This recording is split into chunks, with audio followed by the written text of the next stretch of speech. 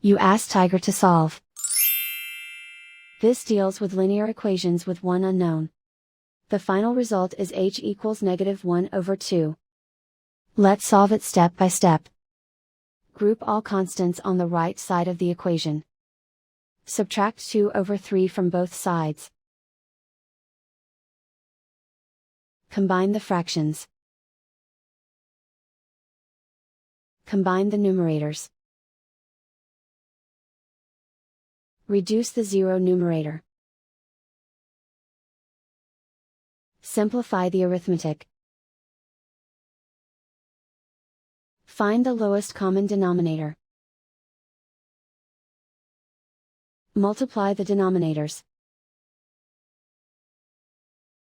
Multiply the numerators.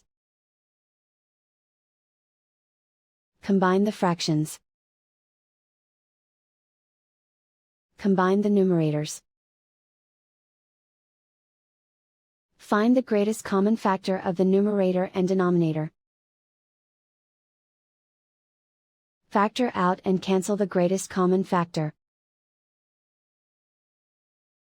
And so the final result is h equals -1/2.